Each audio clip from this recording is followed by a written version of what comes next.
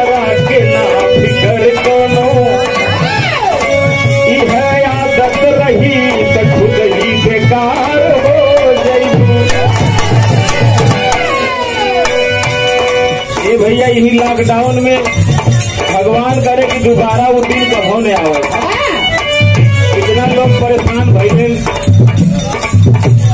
कितना लोग अच्छे अच्छे कलाकार बेचारे अपन धंधा रोजगार छोड़ के सब्जी तरकारी बेचे शुरू किए।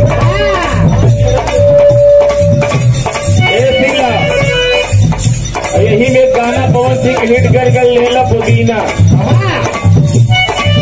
हमहू मुझे 2 लाइन लिखली। अरे यूट्यूब पे गूगल पे फाइट का भौजी,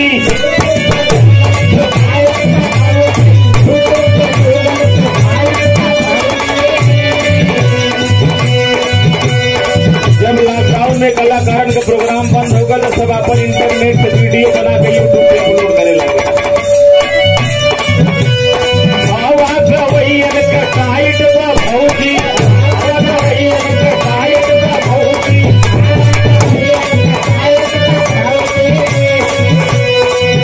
अरे यूट्यूब पे गूगल पे फाइट बा भौजी। देवारा बिरहा गावत रहे भजैया पूछले कि ये देवर बबुआ बिरहा गावे छोड़ के नया रोजगार कैसे शुरू कैला हो? देवरवा कहत बा अरे यूट्यूब फाइट बा भौजी,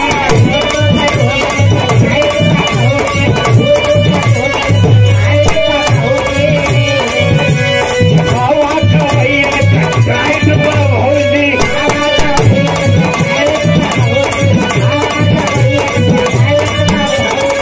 अरे नया रोजगार कैली के जहर मुनिया,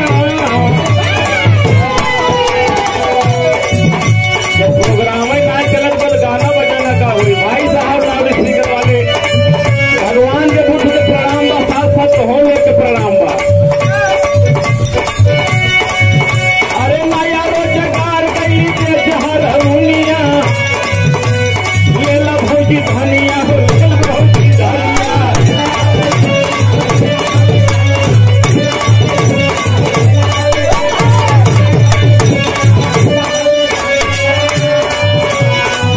प्रोग्राम ना चलत बा तो यही सब्जी तरकारी बेचत रही। कहले का अरे भाई सौ चरावे वाला बड़का गवैया,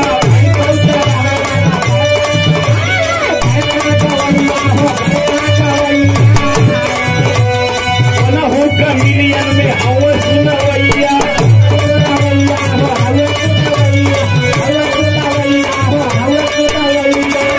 भाई सौ चरावे वाला बड़का गवैया, बनही के मिलियन में हवा सुनवैया। ये भैया ये भैंस चरावत बा वो बड़का गायक बन जात बा, मिलियन में उनकर एकदम व्यू जात बा यूट्यूब पे। लेकिन कहना बा अरे फुहरन के हीरो बनावत रे दुनिया,